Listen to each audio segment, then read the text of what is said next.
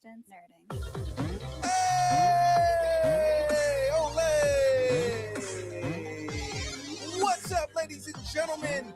It is another exciting Tuesday. You are now experiencing distance nerding. I am your boy, Young Phil. She is Frey, the girl, apparently. And he is Jamez 5000. And we're here to nerd together. Nerd together. Nailed it for the 265th time. Talking about anything pop culture, news, movies, food, music, wrestling, comics, Comic-Cons, whatever you're nerding out on, we want to talk about it. Now, of course, if you're watching on YouTube right now, hit that subscribe button. Listen on any podcast app. If you're listening to this after the fact, leave us a review and remember 5 stars. It helps us so much. YouTube, Instagram, Facebook, Threads, TikTok, everywhere at Distance Nerding. And of course, ladies and gentlemen, we got merch, people. So you can go to our website. It's www.streamlabs.com/distance nerding/merch and get you some of that good, delicious merch. All right, well, let's jump into this. Ladies and gentlemen, this you are now tuned into the worst kept secret on all of the internet. Ladies and gentlemen, you are watching the Distance Nerding Podcast.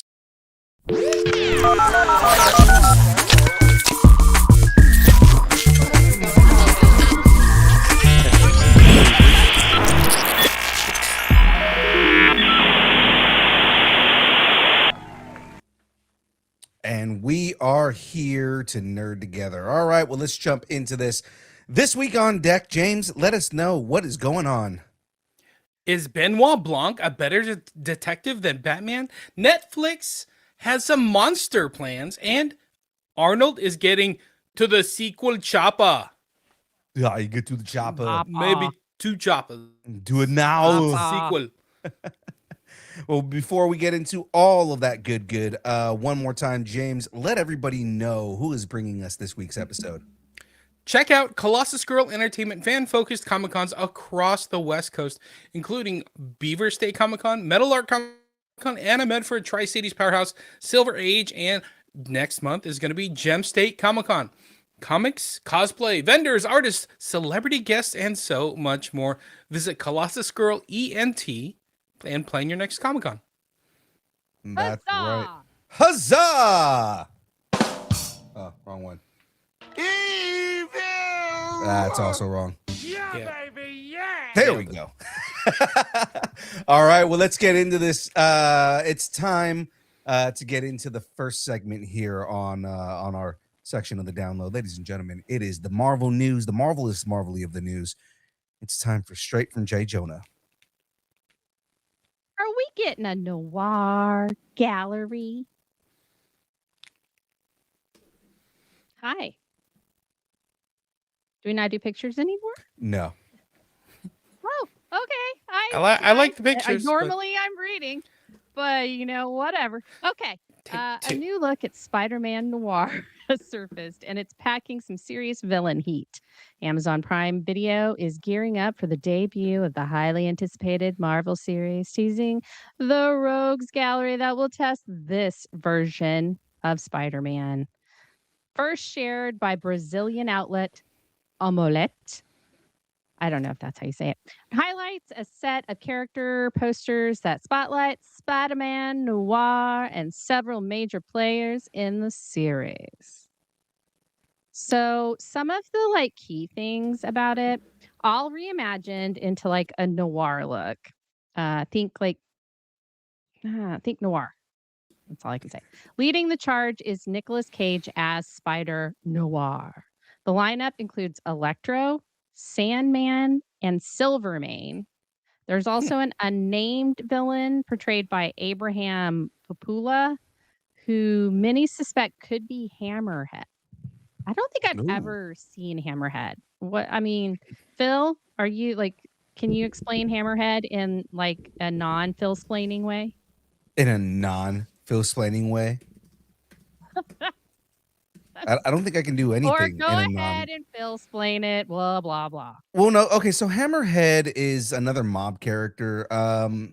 He always reminded me of a Dick Tracy character because he's got a flat top on his head and kind of a flat face.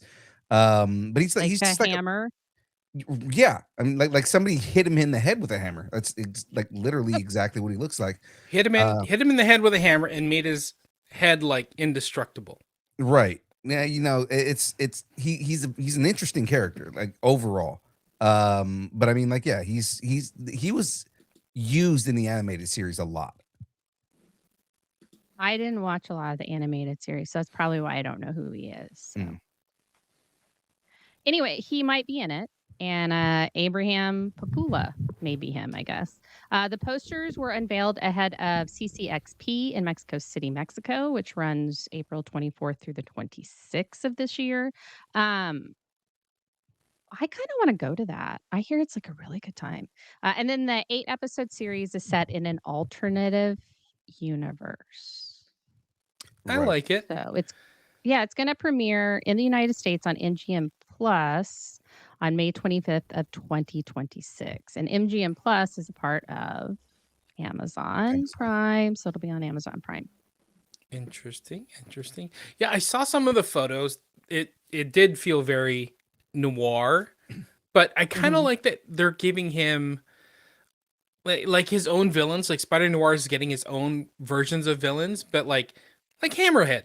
We never hear anything about Hammerhead in like the main Spider-Man stuff, but like a version of Electro, a version of Sandman. Okay, that's cool. I like to see where they're gonna go with this. I think both of those, Electro and Sandman, do really like lend themselves to a noir type. Yeah. Yeah, hopefully they'll do they'll really make it like noir campy. I would love that because I feel like this is again. I'm talking Dick Tracy. Dick Tracy is it is a noir kind of like the comic book was noir, but the movie was very noir at the same time. I'm hoping it's something along the lines of Cape Crusader, because Cape Crusader was a noir take on Batman. That was really well done. The characters were really done in a way that kind of accentuated that noir take on Batman. So I kind of want to see that live action with these characters, that they're not super over the top, but they're like reimagined in a way that accentuates this version of Spider-Man. Yeah. I agree. Okay. I agree. Yeah. Okay, cool. Let's move on. Let's go from Spider-Man to the Man Without Fear. Everyone loves a redemption story, right? Right. Maybe. Right? Depends on what story it is.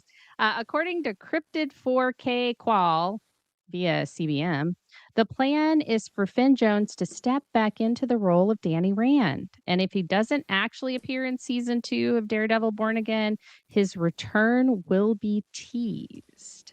Jones said in a statement last year about possibly joining the MCU.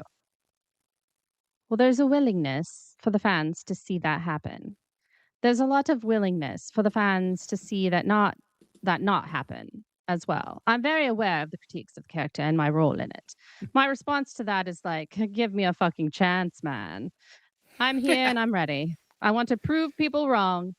So I would love to see that happen. Do you think Iron Fist returns in Daredevil Born Again season 2? Well, he is British, y'all. So Right. I absolutely think he's going to be in this. I've been calling this since the beginning because I feel like as much as they're staying tight-lipped to this, I think we are getting a de facto Defenders reunion in this season. yeah. I've been saying it since the end of the finale of the first season, because it's kind of like the whole thing is they're building up an army to fight Wilson Fisk. Well, who better to bring in than the Defenders themselves? We know Jessica Jones is going to be in this. They are trying to make it seem like Power Man's not going to be in this, but I mean, Luke Cage is going to be in this. We know Luke Cage is going to be in this. And the last piece of that puzzle is Finn Jones' Iron Fist. As much as everybody hates that version of Iron Fist, there's been time since he played the character. I think he last played the character in 2019 to now, right? And that's enough time to pick up and learn. But then at the same time, you have a better studio Not that Netflix did anything bad. It's more I blame Shane Black on all of this, but you have a better kind of like people who actually care about the property and are probably going to put him in a mask so that you can actually get a martial artist to play him as a stuntman and actually get real martial arts in this. So I feel like this I feel like Finn Jones coming back and getting a second chance. He plays the hell out of Danny Rand. He's just a shitty Iron Fist. And I like the idea of giving him a chance to redeem that character. Yeah. I do too. Like, I didn't mind him as Iron Fist. They just didn't focus on his fighting techniques. And so if they can get that down, then yeah, I think it would be fine. I also think they might kill him off and just create a new Iron Fist. Well, remember Iron Fist, technically he's not the Iron Fist right now. Technically, Jessica Henwick's character is the immortal Iron Fist right now. Yeah. As of the end of season 2. So I Yep. do like that idea of bringing him back, some kind of redemption story, and him, if he does get killed off, him passing the torch, and going out in a good way, like making his character matter. I do like that. Shout out to Double A, by the way. He was just like in your screen. So Yeah. I got rid of it. just throwing that him being in the chat, Agent Double A, I miss you. Yeah, I miss you so much, man. Good old Watson. All right, what else we got? Hey, Watson, what you up to, Watson? Sorry. I got to do that every now and then. Just get it out of my system. All right. Maybe Disney should buy Sony next.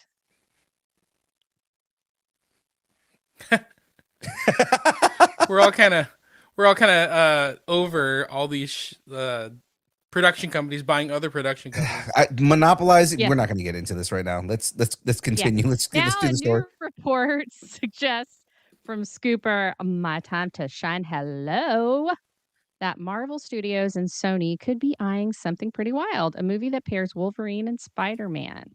Interestingly, Maguire's name has already been floated around in other MCU rumors.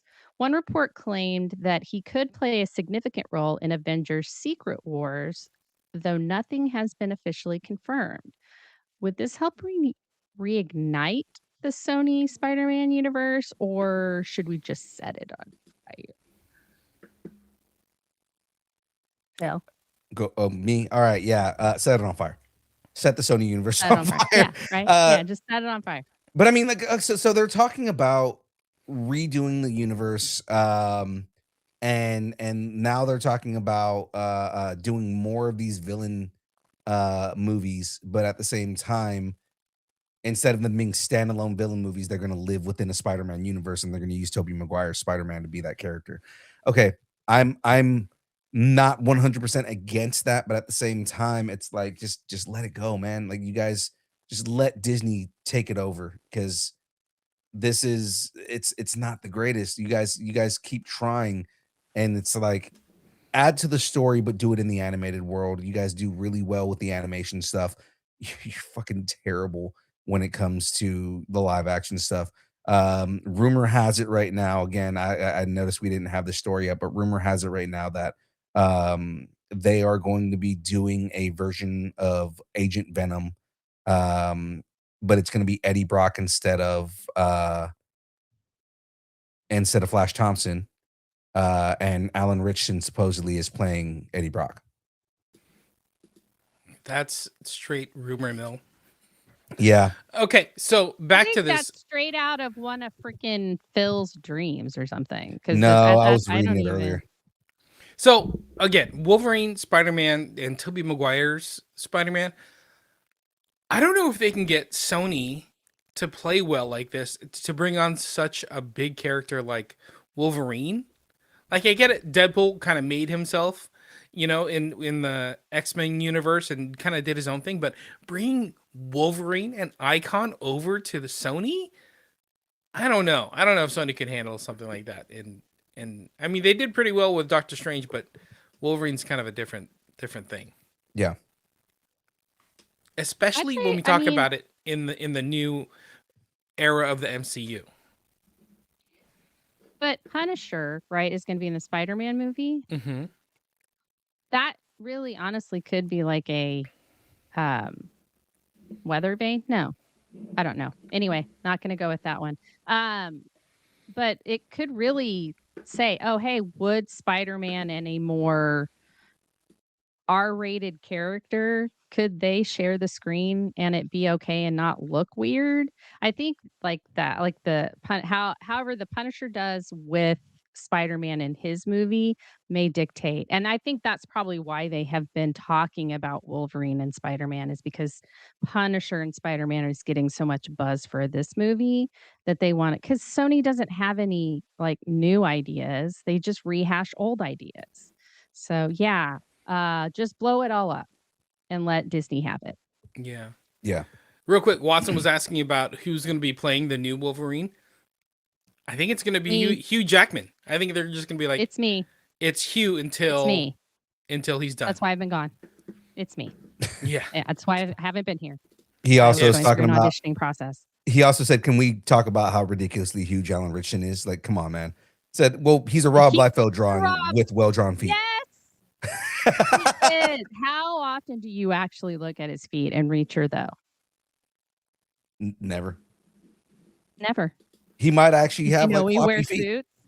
Yeah, he might actually have floppy, shitty feet, like a Liefeld drawing. Well, no, because he was in Hunger Games, and he was a good swimmer in Hunger Games, and then he was also Aquaman, and he didn't wear shoes when he was Aquaman in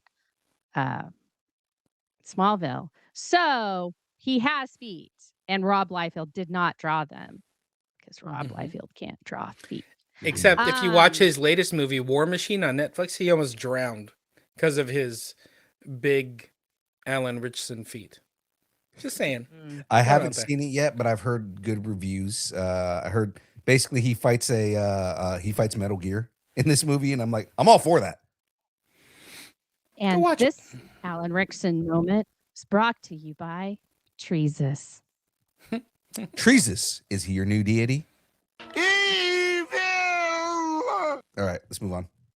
All right, that's it for the J. Jonah Jameson news extravaganza. Now we're on to the Watchtower. Watching the Watchtower. Thanks, Batman. There's another detective on the case. I feel like that line reading was poor. Anyway, major pieces of the Batman Part 2 are coming together like a jigsaw. And a report claims that Daniel Craig has been offered a key villain role in the upcoming sequel. Christopher Dent is believed to be a central antagonist in the story. The role was reportedly offered to Brad Pitt before Sebastian Stan landed the part of Harvey Dent, aka Two-Face. I'm super excited about that, by the way. Now, Daniel Craig has been offered the part. If he turns it down, Liam Neeson is said to be next in line. Now, look, you cannot have Ra's al Ghul playing Harvey Dent's dad. All right. Reeves recently opened up about why secrecy is such a big deal for him on this project, saying, "They'll kill me." No, he said, because of what the first movie was and what Batman Part 2 is, which is so much a detective story. The idea of trying to protect the secrets of the movie is super important because it's a mystery. It's a mystery. Batman Part 2 is currently set to hit theaters on October 1st, 2027 with a biff, bang, pow. So it's Knives Out with superheroes, basically. Like, we already did The Sopranos with superheroes. Now we're doing Knives Out with superheroes. Well, yeah. That's how it works. That's how it works. He's just gonna play Benoit Blanc. That's what I'm saying. Wouldn't that be funny? It would be so funny though if he did. They were like, yeah, no, we don't want you to do that. We're just making everybody believe this. We're really gonna get Neeson to do, the dad. He just can't turn off his southern accent. Should be the Harvey Dent dad. I think he was up for it, right? Stellan Skarsgård? No, he would have gotten it if he was up for it. Come on. Come on. It's Stellan Skarsgård. Come on. It's Stellan Skarsgård. It would be really cute though if Stellan Skarsgård actually got to play Alexander Skarsgård's dad in something. You know what I They just are thought of? actually father and son. You know what I just thought of that's What? like really funny is we say Daniel Craig and everybody immediately goes Benoit Blanc. Nobody's saying James Bond anymore. Oh, Well, yeah. no. And you know what? I prefer him in Layer Cake to James Bond. That is a good I point. do. He is so naked in Layer Cake. I mean, And it is not sexual at all. he's It is naked. horrifying. He's naked in Quantum of Solace. Not like Layer Cake. Is it like Mm. frontal way nudity? less. There's way less frosting in Solace. Quantum of it's- Solace just has somebody hitting him in the undercarriage with a metal ball. Oh wait, it's very similar to Layer Cake. I forgot about that. It is very there. He is tied to a chair in Layer Cake, and they beat the shit out of him naked. And like That's the same he thing is, that like- happens in James Bond. yeah, I think that they were just like, we really like that scene. Let's bring it back. And Daniel Craig was like, "Are you paying me money to do this? Okay, cool." What is it with Daniel Craig and being naked in a chair and getting his ass kicked? Like, come on, man. You know who he's married to, right? Who Rachel Weisz. is he married to? Rachel Weisz? Yes. I didn't know that. Oh, you know what? I think I did know that, and I just forgot that. Agent I AA would was want to be correcting. naked if I was married to Rachel Weisz too. I'd be like, I'm married to Rachel Weisz and I'm naked right now. Agent AA is correcting. life That was is better. Casino Royale that was in. Actually, it Oh, it was. was I Casino remember Royale. that was And later you know on. what? That wasn't that his first outing as Bond was Casino Royale. That was his first cake. Yeah. Yeah. So, and he got the job of Bond based on Layer Cake. So it makes sense. Mhm. The fondant Yeah. writes itself. There you go. There we go. The fondant writes itself. Mwah. Okay, Well, let's go. ladies and gentlemen, that is it for watching the Watchtower. We have covered all of the Marvel, all of the DC news. So that means it is time once again to talk about another sponsor. All right, let's do this. Ladies and gentlemen, this show is brought to you by the good folks over at Debbie. Pew, pew, pew, pew. Debbie is a brand of energy drinks created to help focus concentration, reaction time with no jitters or crash. Debbie contains no maltodextrin, no sugars, no fillers, no artificial colors or dyes. Find out more about Debbie at www.debbie.gg. Use the code NERDING10 and get 10% off your order. That's right, ladies and gentlemen, Nerding10, 10% off your order at debbie.gg. So let's move on. We're going to jump into these news headlines. Jamez, take over, sir. Here we go. Jerry Bruckheimer is a national treasure of news. Bruckheimer revealed that National Treasure 3 is coming along quite well. He's got all the news lately. The producer confirmed that the team is working working on the script, and at the moment, which follows rumors last year that a new National Treasure sequel was officially in development at Disney. He told The Wrap that we're getting closer to National Treasure 3 being a reality, adding that the intention was for Nicolas Cage to star and original director John Turteltaub to return. So he's got National Treasure.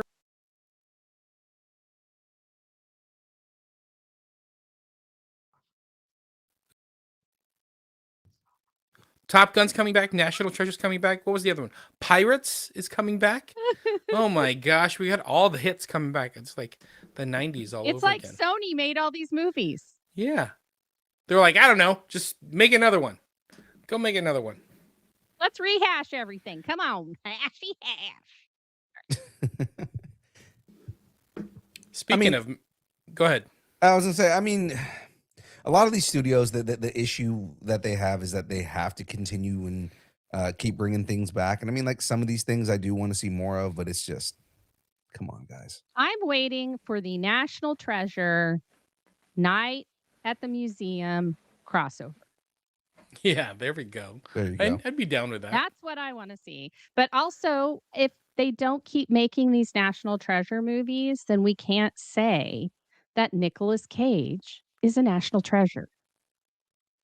He is You're a not national wrong. treasure. He is a national treasure. Yeah, and he is. I like it. Let's face it. Okay, let's move on away Scare from. me. Let's move away from these sequels. Okay, let's talk Scream 7. Oh, sequels.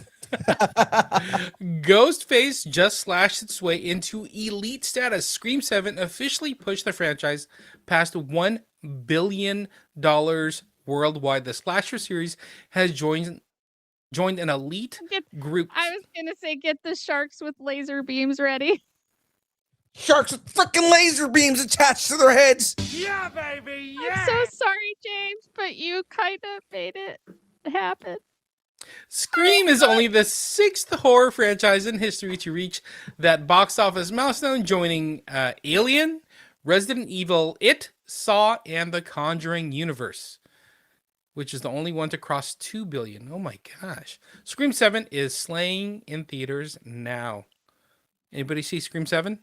Haven't seen it yet. I still need to go see it. I've missed the last 2 movies, so I need to watch those before I go watch this one. But I mean, again, I haven't heard anything good about this movie. As much money as it's made. But maybe you haven't heard anything bad. Franchise at 3. That'll work. That'll work. That'll do. That'll do, donkey. That'll do, pig. Is that another Michael Myers reference? Oh my gosh, what is happening? Okay, look, young Phil, a CinemaCon story, buddy. CinemaCon is not a big con.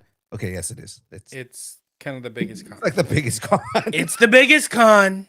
It's the biggest con. I invented cinema, so it's definitely the biggest con. I invented big cons. I'm the biggest of the cons. Okay, that's enough. I said to myself, what a big con this is, this CinemaCon. It's a whole room of cinemas. Okay. CinemaCon is getting ready to unleash a little kaiju-sized excitement this year. Attendees at the Las Vegas convention will be treated to the very first look at Godzilla -0, with Oscar-winning filmmaker Takahashi Yamazaki taking the stage to present exclusive footage for the upcoming film. The preview will kick off the State of the Industry program, which would be interesting to watch. CinemaCon runs April 13th through April 16th in Las Vegas, James, home of the Raiders. Yeah, the Raiders that just lost Max Crosby. No, they just gained him back. What are you talking about? You guys are about to suck even more this season. Anyways, James, what do you think about going in on a movie theater so we can go to CinemaCon? I know. We just need to open one up in like your garage. Yeah. And just, like make Tyler pay to sit in your garage and watch a movie every now and again. I think we should do that. And then we're in. And then I think that's all it takes. We'll call it the Rutabaga. Yeah, the Rutabaga Theater. I like it. There you go. All right. Let's continue. Adventurers, mark your calendars. The Legend of Vox Machina is officially heading back to Prime Video, and we finally know when the next chapter begins. Season 4 is coming, and the show has already had an early Season 5 renewal, which will serve as the final chapter of the saga. Season 4 of The Legend of Vox Machina premieres June 3rd, with 3 episodes dropping each week. I kind of like the binginess of that. I like that. That's good.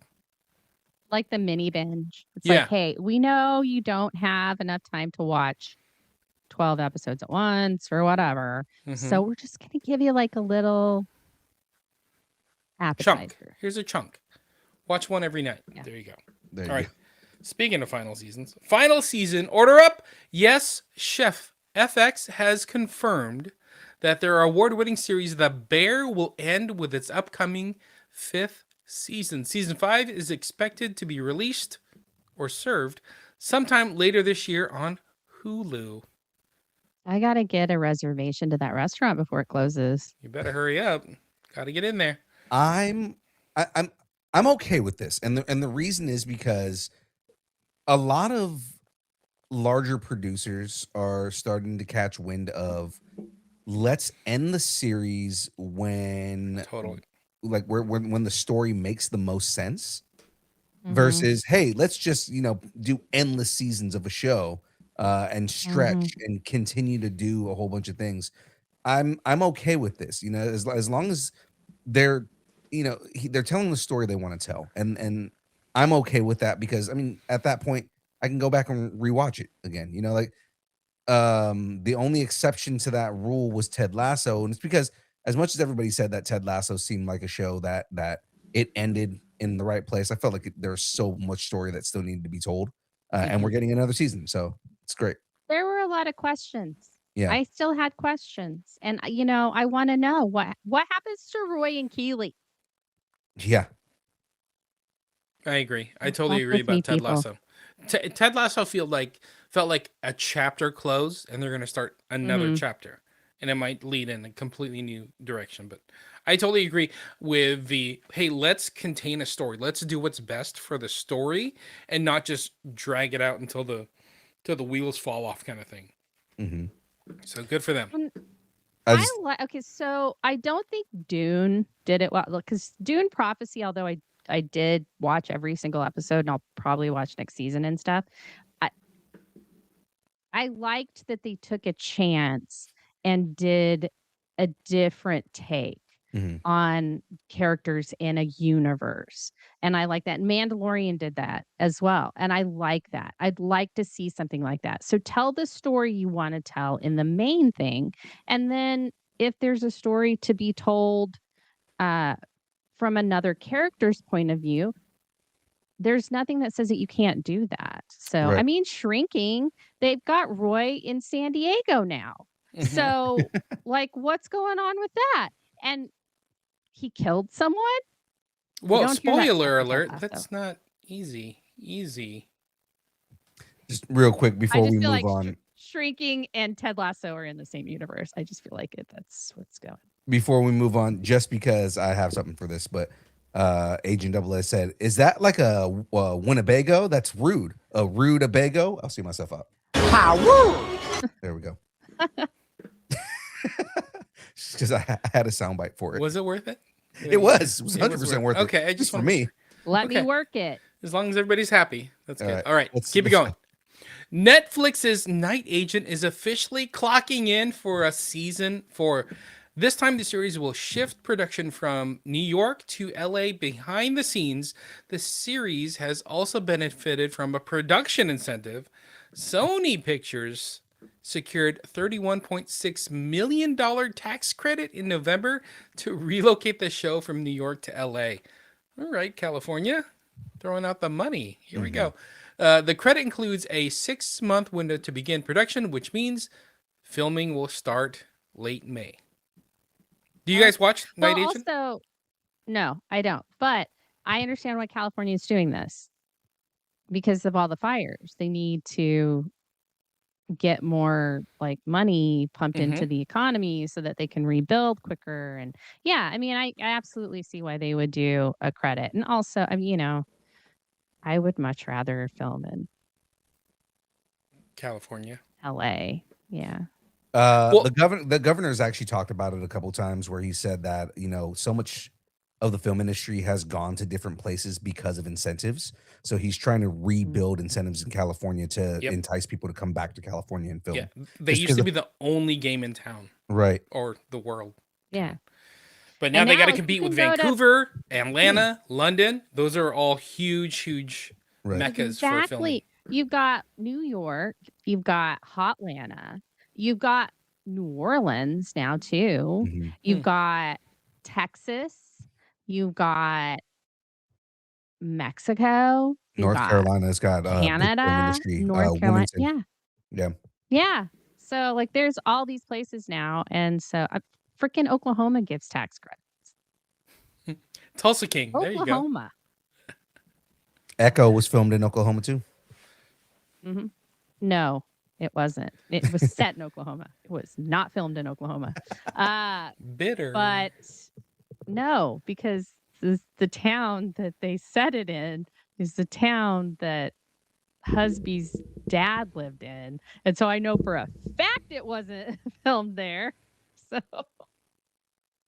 it's all Oklahoma. Like right? It's just all the same thing. It's fine. It's all Oklahoma. Look at it. She's bad. She's mad. Let's keep it going. Keep it going. It just made me think about Supernatural when they went to Sapulpa, Oklahoma. And Sapulpa, Oklahoma is like pretty close to Tulsa. And so and they called it Sepulpa, like that. And I was like, oh no. That's funny. Okay, keep it going. Harry Potter casting, Revelio. Rumors about who might be stepping into the robes of Voldemort for Harry Potter for the new HBO series, have been spreading. And Voldemort wants to be in Harry Potter's robes. What the hell? oh, there That's it a goes. different We're Harry done. Potter. All right, no, this is flagged. Can't have that now. One name that's recently starting making the rounds is Paul Bettany, who he's not getting into any child's robes.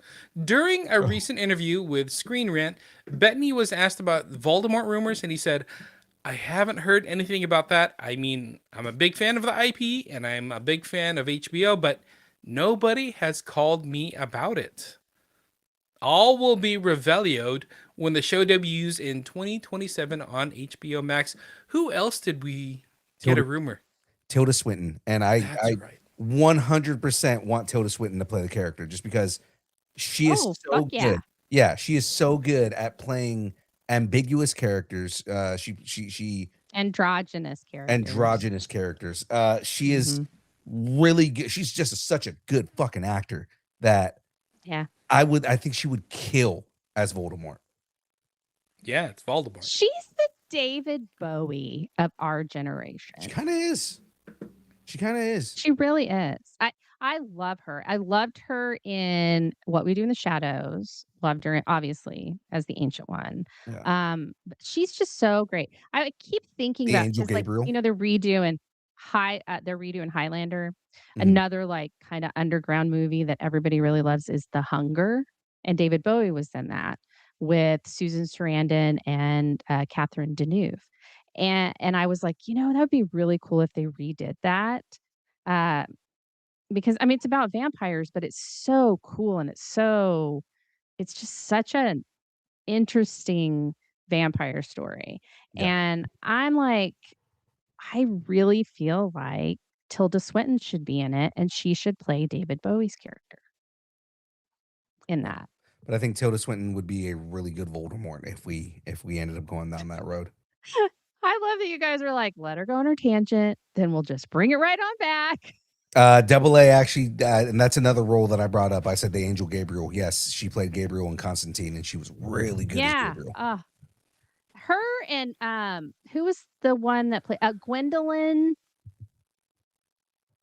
What is her last name? She played Brienne. Yeah. Brienne of Tarth. Yeah. Gwendolyn Christie. Yes, Gwendolyn Christie. She does really well. Yes, she played Lucifer in Sandman. In Sandman. I wanted to call it Endless because that's what. Yeah. Okay. And I would love to see her and Tilda Swinton do something together. Oh my God, have them together? Amazing. That would be great. Yeah. I'm thinking serial killer buddy movie. Oh God, that would be good. Okay, so let's continue on here, guys. Let's talk about our last sponsor of the night. Jen, take us home on the sponsor here. Didn't even get to say anything about Paul Bettany being Voldemort. I think he's going to be amazing. All right, so this show right here, brought to you by Geek Freaks, because we're all a little geeky, we're all a little freaky. Discover your latest binge, debate your casting choices, or like you're not over that very emotional plot twist. The one. Geek Freaks Network has you covered on all of those. Your fandom, it's your community, it's your people. Geek out your way with us.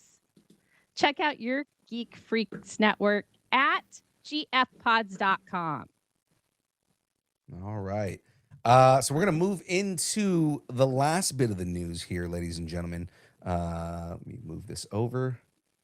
And boom. This is pretty big deal right here because, Firefly. Is it going to fly again? We don't know. The show may have only lasted a single season, but its passionate fan base has kept the dream to continue the Firefly show. That hope is flaring up again thanks to a string of cryptic social media posts from Nathan Fillion, the actor who played Captain Malcolm Reynolds. The cult classic aired in 2002 and 2003 and lasted just 14 episodes before it was canceled, which was a massive mistake.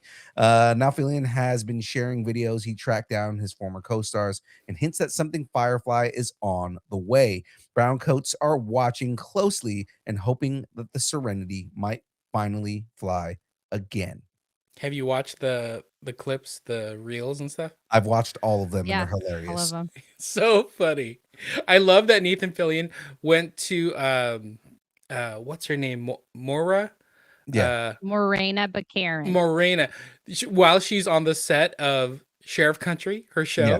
And Yeah. he's like, is it time? And he's It's dressed time. as the deputy. Yeah. Yeah. That's so good. It's time. Or not Yeah, the deputy, I love that. God, what's the show that he's The Rookie. The Rookie. The He's dressed as the Rookie. Rookie. That was so good. Yeah, and then the other It was one, really great. I'm forgetting her name. Jewel he State. goes, huh? Jewel State. Was it Jewel State where he goes up? He goes, "It's time." She goes, "Is it time?" He goes, "Oh yeah," and then she looks up, and then looks Oh at no, him. that was Gina Torres. Yes, yeah, like She yeah, was and like she's, in giving her the look. trailer, and yeah. Yeah. So like, I mean, they're a lot of these are really good. The only ones, the only two that we haven't seen yet, and everybody is saying that they want to see this. So Adam Baldwin, Mm-hmm. is No, one, I saw that one.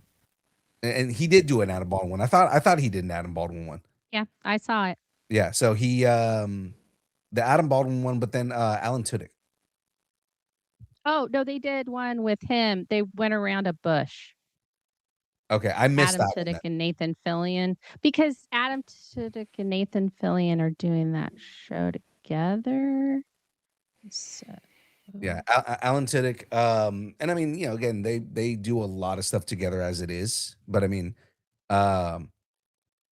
like basically, I think they're all going to be at a con. I think they're going to be at a con or something. I I think don't it's going think to be it's all gonna of be a them at a con. con or something. I don't think it's a con. And again, Fillion said on Twitter that it's not going to be a podcast. It's not going to be anything. He said it's supposed to be like it's actually something big.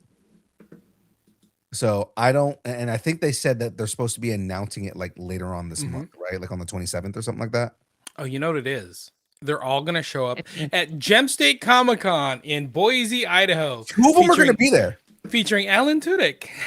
Yeah, Alan Tudyk and Adam get Baldwin to are both talk going to be to there. them. We'll get to talk to them about what the fuck's happening. Yeah. Oh, that's right. Adam Baldwin Okay. and Alan Tudyk will be there. They're Nice. both going to be there, which I Yeah. think that they're knowing them, they're probably going to have us do a Firefly Panel. I'm panel. bringing my hat. All right, All your the, brown coats. the post teases I an have announcement a scheduled for March 15th, which that's in 5 days. So hopefully, we find out what it is. Again, everybody is hoping. I mean, they've been saying for years that Disney, because Disney owns the property now, that Disney was going to do another season of Firefly, or they were going to do a complete reboot. I So- think It'll they're gonna just do be reboot. like, what if it's just like them now, like them at their age now, and it's Well, like, yeah, wow, if they rebooted it, that's the way that they would do it. okay. Is it was And it, They haven't mentioned Josh or Joss Whedon yet. So I don't know. It's kind of like Nathan Fillion is the one kind of spearheading all this. So I think that if Joss Whedon is involved, I think it's just he's going to be like, here's some writer credit, here's some producer right, credit. or he might be an executive producer. Yeah, exactly. Mhm. Cool. He'll get a created by credit. Right. So we're getting ready to go back into the jungle and burn it all down once again, because that's what he does. Lionsgate. You missed a really good one. It should have been welcome back to the jungle. Welcome wait, back no. to the jungle. Welcome to the jungle. We got fun again. Oh, sorry. Sorry. Lionsgate upcoming Rambo prequel, John Rambo, is currently in production, and the project just landed a major piece of the franchise's legacy, Sylvester Stallone. Sly Stallone, the actor who originally brought John Rambo to life, has revealed that he's officially joined the film as an executive producer. The movie will explore events that take place before the classic 1982 film First Blood. Taking over the role of the younger Rambo is Noah Centineo, who's been popping up in fucking everything, who will step into the boots of the future Green Beret years before audiences first meet him. This marks the first time Stallone has officially produced a Rambo film, because he's been in all the other ones. John Rambo is currently in production with a potential release target of late 2026 or early 2027. What are your guys' thoughts on the return of John Rambo? I think it's cool. I think Noah's Swipe left. is that good or bad? I think that's I bad. don't know. Is it bad? Okay, swipe left. Wow. Okay. I like Noah Centineo. He was Atom Smasher He-Man. and He-Man, and then what's the other one on Netflix? Oh, The Recruit on Netflix. Which was we a were good just show, talking too. about. We were just talking about a minute ago. It's a show that got canceled way too soon. Well, probably got canceled because he's like, oh, I'm gonna go be Rambo. But the other thing is, he's also like fresh getting off of Street Fighter 2, because he played. He's playing. that's right. Yeah, he's playing Ken Masters.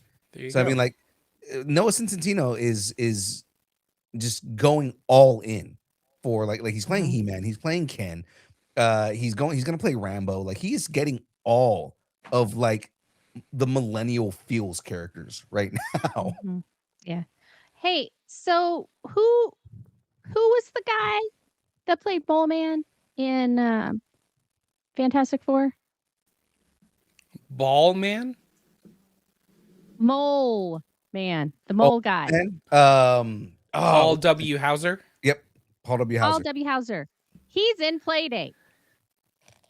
Sorry, just he was in everything like a couple years ago, and then when you were talking about Noah being in everything now, and it made me think about that. And then I remembered he was in Playdate. Keep moving on. Just So, go. Rutabaga. Double A is asking, do we really need this? And my take on what this should be is something more along the lines of post join the army, going down to Vietnam, but also before he becomes a Green Beret. So kind of like the events that lead up to him becoming a Green Beret before he goes back to Vietnam to go and serve as Special Forces. I feel like it would be something that's good as character development. It's like, we would get something where you see the interaction with his family, that he has this kind of like strained relationship with his father that they never really go into, but they kind of like made a thing. You kind of tell that story. You tell the story of why he wanted to join the army, why he goes in and decides to serve during Vietnam. Well, I mean, he got drafted, but I mean, still, why, if anything, why he volunteered to go into the Green Beret program. Yeah. So you think Stallone's playing his dad? Is that what they said? No, I'm He's just saying producing. he's producing, but I'm saying like the story, like the story of this, because Double A is saying, do we need this? And it's like, well, no, I feel like what a good story for a young Rambo, because it's supposed to be a young Rambo. A good story for a young Rambo is telling that story of, his relationship with his father and why he chose to become a Green Beret. Do we ever need anything really? Like any of this crap? No. Nothing's and I say over. crap in the most loving and positive way possible. But yeah, no, we don't really need any of it. Right. But we want it. Exactly. And it's going to happen. Exactly. So staying in the realm of 80s action heroes, because it's all Arnold all the time, all Arnold news all the time. We've got a couple of different stories here. We've got a couple of different stories that pertain to Arnold Schwarzenegger here. Arnold Schwarzenegger recently hinted that he could be stepping back into the role of Dutch in a future installment of Predator, and it sounds like the conversation is already happening. They did an additional Predator, and the director, Danny Trachtenberg, has been doing a great job of that. Now he wants me to be in the next Predator. We've talked about it, and as a matter of fact, Fox Studios has kind of rediscovered Arnold we've come to me and said, we want you to be the Predator, to do Predator. And we just have the script to you to do Commando 2.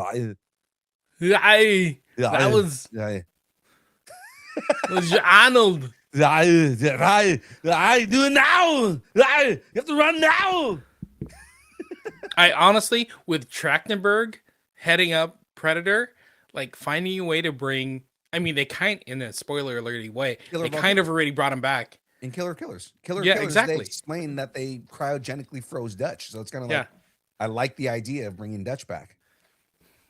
They're bringing Dutch back. Yeah. Oh shit. They're bringing Dutchy back. L.A. Night. Yeah. Brought it back. I I do that now. I do that now because of you two. You do the yeah. So like, just sometimes when we're talking about going somewhere or whatever, I'll go like that, and I'm like, God damn it. The other thing, right, so Double A is saying Predator was perfect. Leave it alone. If you haven't seen the new Predator movie, man, so good.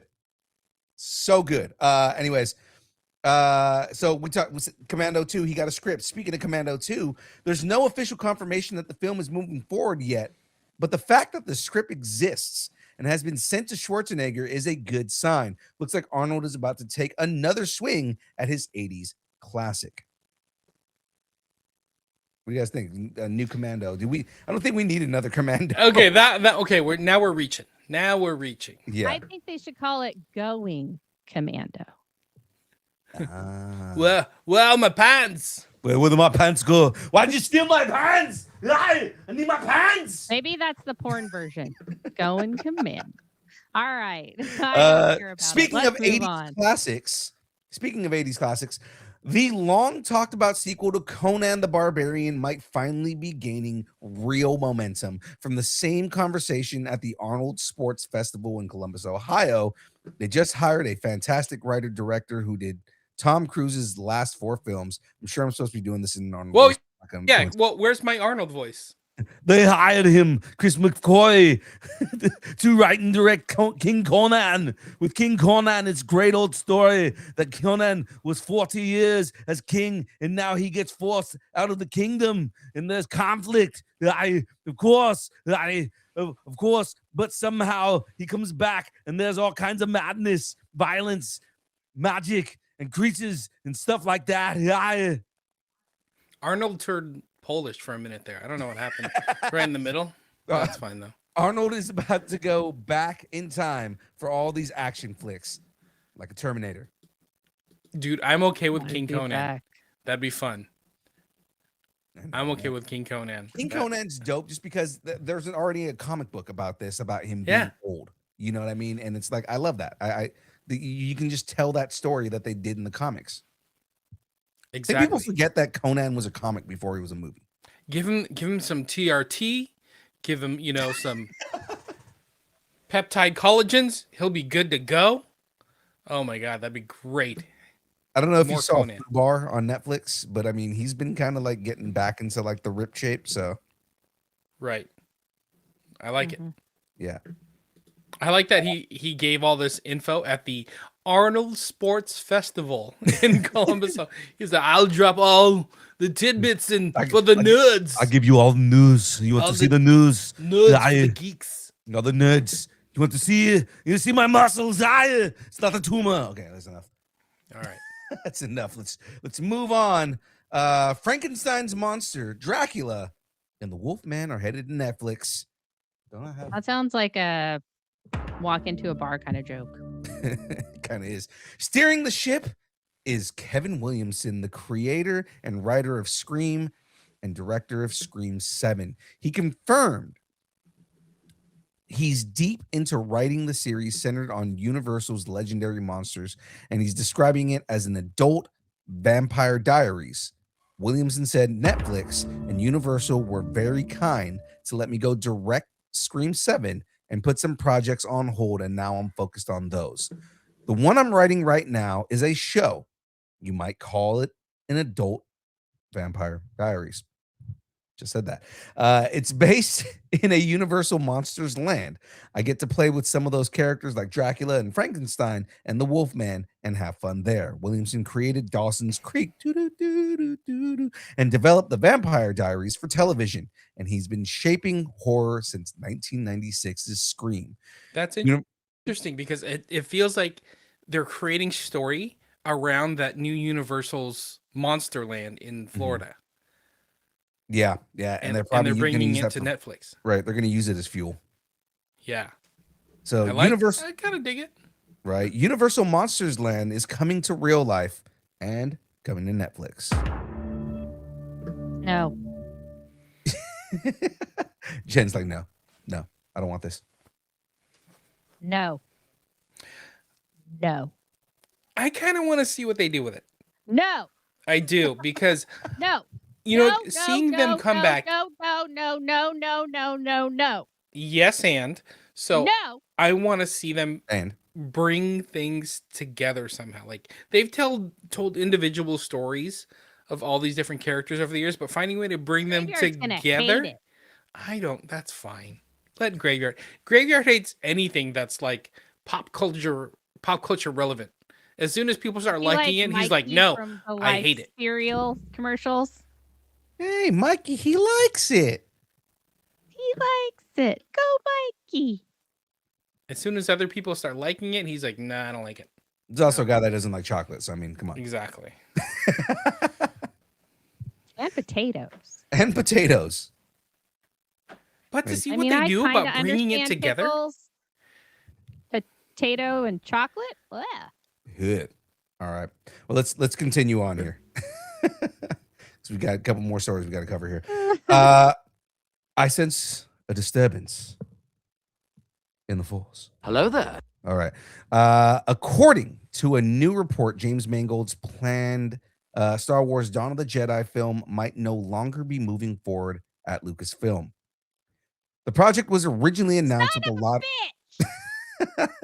The project was originally announced with a lot of excitement during Star Wars Celebration in 2023. During her exit interview from Lucasfilm, Kennedy confirmed that development had slowed down, even though the script impressed her. She said, Jim Mangold and Bo Willimon wrote an incredible script, but it is breaking the mold and it's on hold. It's not just my decision, especially when I've got a foot out the door. Anything is possible if somebody's willing to make a risk. Now, industry insider Jeff Snyder has added to the speculation. Speaking on the hot mic, he shared what he's heard about the project's fate. I can't say that conclusively, but it doesn't sound good. I think Mangold is focused on the Timothée Chalamet heist movie. I think Swamp Thing could be after that. Oh. So are the twin suns setting on the dawn of the Jedi? What Star Wars projects do you want to see made? I mean, this was so far back, 25,000 years or something before, the Battle of Yavin. Yeah. And this is supposed to be before the Old Republic. This was supposed to be like old. Yeah, this is like after the original Jedi users, and this is actually when the first Jedi Order is established. So that's Right. when it was supposed to be. I wanted this so bad. You know what, though? You know what I want instead? If you're not going to give me that, I want a Kodor movie. You want Commando want too. Revan! Yeah. I think we all want a Knights of the Old Republic movie. And I want it to be Keanu Reeves, and he is not getting any younger. So let's get on the show and down this road. Oh, quick, 'cause ADHD. Quick KOTOR update. The studio that was working on the KOTOR remake, last news that we heard was that there was not traction happening and people were assuming that it got canceled. They just said last week, I think, that they are back on development on there. It is going to be coming out, and they're also updating and redeveloping Knights of the Old Republic 2. What? Yeah, so they're going to be doing both games, and they came out officially and said that no, it's not dead. We put a pause on it, but we're working on it again. WHAT what?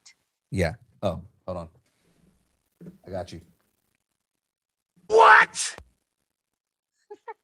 You got to bring that soundboard That's closer. awesome. What? Yeah, you really do. Yeah! All right. So Yeah, no, I think it's cool. I don't like it. I don't like it at all. And I'm saying this is kind of off topic, but it's not off topic because I feel like the studio is really like the whole Star Wars, like Lucasfilm bullshit going on right now in the studio. Very mirror. And so I hope Kathleen Kennedy is okay and that she doesn't pass away like Catherine O'Hara did. no. That's what I want to say. I don't want Kathleen to end up like Catherine. Yeah. And again, I do want to ask this. So for all the people listening, anybody who's watching right now, but you know, if you're watching the YouTube video, like comment and say what project you want to see made, what Star Wars project you want to see made. If not, again, I'll say it at the end, but shoot us an email and let us know what projects you guys want to see made. I really want to hear you guys. Darth Jar Jar. Darth Jar Jar. Move along.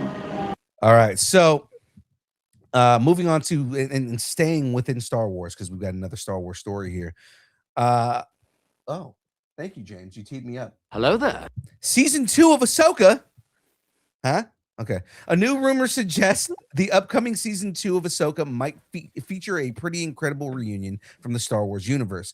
If the report is accurate, Ahsoka Tano could cross paths with Obi-Wan Kenobi, potentially bringing Ewan McGregor back into the franchise once again. And we know Ewan has been saying he wants to be in everything Star Wars. Yeah. So I'm excited for this. I want our overlord Obi-Wan Kenobi to come back, grace us with his presence. Absolutely. I agree with you on that. So the rumor comes from Bespin Bulletin after a YouTuber known as a happy, healthy human. Hopefully they really are a happy, healthy human. Shared videos featuring merchandise connected to the season 2 cast and crew. Most of the items only showed logos and production designs, but the real surprise appeared in a comment response.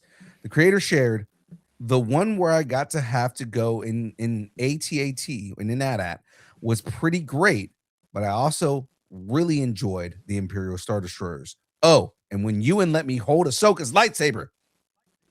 Ewan! Oh, snap! That was There are other definitely people my named favorite. Ewan in the world. It's fucking rare because that But is not not in the a very galaxy. common name. Exactly. That was definitely my favorite Star Wars moment. That comment has sparked speculation that McGregor may have filmed scenes for the upcoming season. It also lines up with previous rumors claiming that he shot material alongside Hayden Christensen, who already returned as Anakin Skywalker in season 1. Also, Hayden Christensen said he was coming back for season 2 for flashback scenes. So this may be both of them like doing Clone Wars shit. Oh God. You think it's like Order 66 stuff? Ooh, I don't know if it'd be Order 66 stuff unless they're doing like both of them at the same time. Like what Yeah. Obi-Wan was doing while Anakin was executing Order 66. Yeah, that kind of seems like it wouldn't. It'd have to be like maybe all three of them together. There were a couple of like big battles that all three of them were together. Right. I feel like that's more what they're gonna do is it's gonna be like a scene where Ahsoka's maybe communing with the Force and she's like reminiscing on a battle that's teaching her a lesson. Right. Hey, here's a lesson that I can pull from this battle that I fought with Obi-Wan and Anakin at the same time. Or she's gonna see both of their Force ghosts and they're gonna be talking to her, which would also be fucking badass. Or because technically Obi-Wan Kenobi isn't dead yet. Right. Oh wait, no, he is. No, in this timeline he's dead. This is after Empire. Yeah, because it's after Empire. Okay, yeah, never mind. Yeah, he's dead. That would be cool. But I was gonna say, or it's Abeloth infecting her mind, trying to make her see things, and it's gonna be warped. Right. Like the whole stuff in the World Between Worlds. Because they haven't wrapped any of that up yet.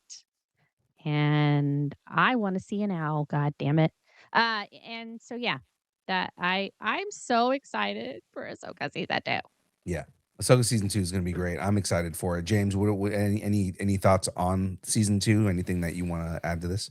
I think it's going to be more flashbacks. The whole Yeah. scene with her, like young Ahsoka with Hayden Christensen, with Anakin right before a battle. I think they're going to do more of that, and it's an easy way to just bring in Obi-Wan and kind of more along the same age. So, who was the actress? Ariana Greenblatt. Ariana Greenblatt. Yep. Bring her back as From young Barbie Ahsoka. fame.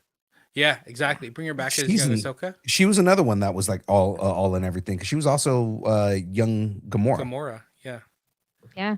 And she was in an Adam Driver movie that was really bad, 65 million. That sucked. She And was also then she was also in Now You See Me, Now You Don't. Yeah. The newest one. she was also in that as Badlands. Young Magicians. She was also in the Badlands movie, and that was not good either. Yeah. Yeah. All right, leave her alone. She made That some wasn't bangers. her fault. That wasn't her fault. No, we love her. Yeah, I I'm love saying her. she tends to be somebody who is a good actress in a shitty movie. So it's like, Or billion-dollar like movies. Emma Stone for a while. yeah, absolutely. So let's move on to our last story here, ladies and gentlemen. We can get to this wrap up here, and this is, I don't know, I'm hit or miss on this. Pixar is making some major plans for production. Monsters Inc. 3 is in early development at the studio, as well as the studio's first ever musical from Turning Red filmmaker Domi Shi. In addition, I'm interested. in initially conceived streaming series Ono Ghost Market, inspired by Asian myths about supernatural bazaars, is being turned into a feature film. Incredibles 3 was first announced at D23 in August of 2024. Brad Bird is returning to write the screenplay and produce the Elemental and Elemental filmmaker Pete Sohn is directing. Incredibles 3 is also in the works, heading in for 2028 release. Now that I'm excited for, because there is more story to be told with the Incredibles. Coco 2 is looking at a 2029 release. Again, that one, I felt like that story wrapped itself up. As much as I love Coco and I have so much connection to that movie, I don't know if we need another one.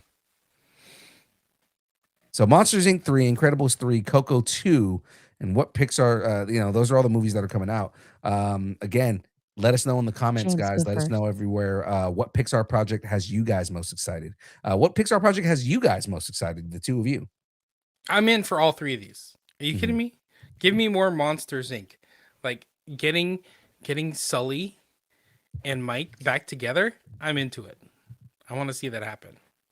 Incredibles 3, like after Incredibles, I'm like, oh, that was a fun movie. I didn't need a second one, but then after the second one, I'm like, I could see this going for more. And especially taking California Adventure, Disney California Adventure, and turning it into a Pixar themed park, with Pixar Pier and the Incredicoaster. I think we're gonna get nothing but like more big IP from Pixar. Yeah.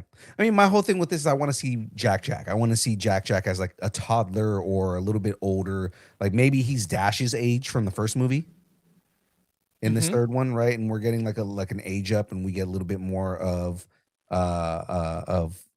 Jack and kind of what he turns into. Again, Monsters Inc. I think as long as they tell a good story, I'm all in on anything they do with that. Technically, this would be the second movie because the second movie was a prequel. So, this would be continuing on from the first movie. Maybe we get more Mary Gibbs. Oh. You know what I mean? Like maybe we get an older Mary Gibbs. I'm okay with that. Because Mary Gibbs that's Boo. And then again, Coco. That's the movie If. That's the movie If. They've already made that movie. Right. And then Matt in the chat saying he's hyped for Coco too. Again, I'm iffy because again, I have so much emotional connection to Coco. It reminded me so much of my grandmother. I have so much emotional connection to Coco. I don't know where they would take another story in that. I don't want it to be let's make Coco for the sake of making Coco. Like I want the story to be good. which is, you know, Pixar used to be known for only putting out movies that had good story. Are you saying they Yeah, haven't you know put what out? else Pixar used to be good known for? Putting They've had out some flops. original stories. Yeah, they've had some flops, man. I mean, they've had a couple Mhm. flops in the last couple of years, which is, you know, to me, it saddens me to think about the state of Pixar and them having a flop. Are y'all I ready? think I think Pixar's doing just fine, and I think piggybacking on some of their bigger IP, Mhm.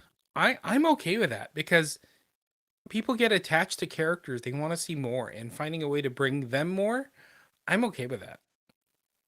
As long as they do it well, and I don't think Pixar is going to just throw something out just to be like, let's throw it out there just to make money. They're going to throw it out there to like make a quality product and expand the universe. Right. Again, where I lose a little bit of faith is when the decision is being made by Iger, and it's like Iger's like, oh, I want to do this. You know, let's make more of these because they make money. Say Wong saying in the chat exactly where I'm at. It's the Lasseter era, right, where John Lasseter's entire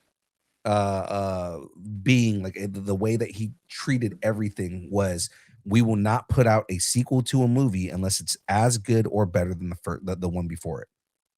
You know, so I mean that's the whole thing is I want them to treat it the way that John Lasseter treated it. I'm sorry, I'm talking too much, James. Me and you are talking a lot. Frey, I need your thoughts because we haven't actually gotten anything from Jen. I think Monsters Inc. 3 is a bad idea. I think The Incredibles 3 could do very well or very poorly because let's face it, Incredibles 2, although did move the story forward, it wasn't as good as the first one. The Mhm. best part of that movie is when Jack and the raccoon have a fight. Yes, That is that the actually is best really part of good. that damn movie. And so that's, that's what I'm saying about that. I do think that it could really benefit because now Fantastic Four has been out. Yeah. And so it brings that back. So I do think that if they do a good story, that it could be done. And I'd also like something on Frozone. Like, Yeah. let's bring him back into it. I loved him. He was fantastic. And I didn't see Coco because I have a thing about that. I know it was amazing, but I have a thing about that kind of stuff, and so I didn't see it. I'm not going to go into it, and but I am very interested in the streaming series Ono Ghost Market, I'm inspired by Asian myths about the supernatural bazaars, because that's very much Spirited Away. I'm very interested Mm. in that as well. Yeah. Pixar's done really well with the series that they've put out. So, you know, they did the Monsters at Work. If you guys haven't gotten a chance to check out Monsters at Work, it is great. So I mean, that's what gives me faith in them doing a Mhm. decent Monsters Inc. sequel, is because the TV show they did was really good. Yeah. Well, and I mean, like, I think its time has passed. And it's okay because I loved Monsters Inc. I loved Monsters Inc. 2, or the Monsters University. And but I feel like that story's been told. I just, how many doors you gotta open, people? How many doors? And then and Incredibles 3, yeah, I mean, I get it. And I feel like let's bring something new. And this Oni Ghost Market, although is about like old tales, it's a new story. Mhm. And a musical from the Turning Red filmmaker Domi Shi. I loved Turning Red. I Turning Red was loved good. Turning Red. Turning Red was And good. so a musical about that, I would love to see something like that. Mhm. But yeah, I like the thing that I'm most interested in is the one that they're talking about as a series and not a movie. So Yeah. I guess that's really interesting in What and of itself. Which I feel like I'm probably the outlier on this. I liked Soul. I thought Soul was a really good movie. I thought it was really well done and really well Mhm. executed. I mean, yes, um it was a COVID movie, but like if that would have been in theaters, I think it would have done really well. That movie was really good. I still haven't seen Elio. I know James went to see Elio, but I mean, like that's, you know, that's what saddens me is if Elio wasn't at the level of all the other Pixar movies, that's what's telling me that the studio is maybe not focusing in a way that they used to. Oh, we had some really good stuff, like Star Wars stuff. That's good news. Yay! So yeah, let's kind of make our way out of here, guys. That's the end of the news here. So let's talk about the schedule, guys. So our schedule, as always, Distance Nerding, the show you're watching right now, 6:30 to 8:30 on Tuesdays. Thursdays, Distance Nerding interviews. Now this week we have 2 interviews on the line. Tomorrow night I'm going to be talking with Chip Snell from the CEO of Brickcentric. So we're going to be going to a new con, and a quick promo for that. Brickcentric is where imagination stacks brick by brick into entire worlds, bringing together master builders, artists, and fans for a celebration of creativity powered by Lego. From jaw-dropping builds to a community of passionate AFOLs, it's a convention that proves a single tiny brick can spark something huge. Guys, catch us there. We're going to be there doing coverage of the show March 20th through the 22nd at the Marriott Burbank Airport in Burbank, California. And then Thursday, we're going to be talking with Kurt Sasso, the host of the Two Geeks Talking podcast. And that's going to be a good conversation there as well. So tune in, guys. They're already up. Hit that subscribe button and make sure you hit the follow so that way you guys know when we go live. And then Fridays, game night. Oh my God, we've been playing the Great Con. It has been so fun. So catch us playing D&D live. Jen and all of her weirdness and everything like that. So I had way too much wine on Friday. it's a lot of fun. Sandra, I know you guys have your show tomorrow. Real quick, run it down again. So Wednesday is an interview with Chip at what time? 6:00. So Chip Snell at 6. And then Thursday we're going to be talking with Kurt Sasso at 6 as well. And then Friday is game night. Friday is game night. Yeah. All right. That's right. Of course, ladies and gentlemen, if you would like to follow us and hang out with us and everything like that, you can join the Taco Party. Go to distancenerding.com, or you can connect with us everywhere at Distance Nerding. Of course, you can also send us an email if you want to send us an email. And guys, you heard the questions earlier. Shoot us an email. We want to know your opinions. We want to know what you guys think. distancenerding@aol.com. So that way we can get your opinion on the show. Because remember, this show is for you guys. Well, that is it from us. Bruce, go to sleep. Bruce, night. Bruce, go to sleep, Bruce. Daylight savings. Don't go to sleep yet. Sleep. It's probably sunny. Go to sleep, Bruce. Go to sleep, Bruce. I guess we're not doing that right now. We did. All right, everybody. Thanks, and keep nerding together. All right, ladies and gentlemen, Bye, we will catch everybody tomorrow at 6. Deuces. Watch Deuces to Matt. the cosplay. Yeah. Watch us tomorrow. Right. Distance Nerding.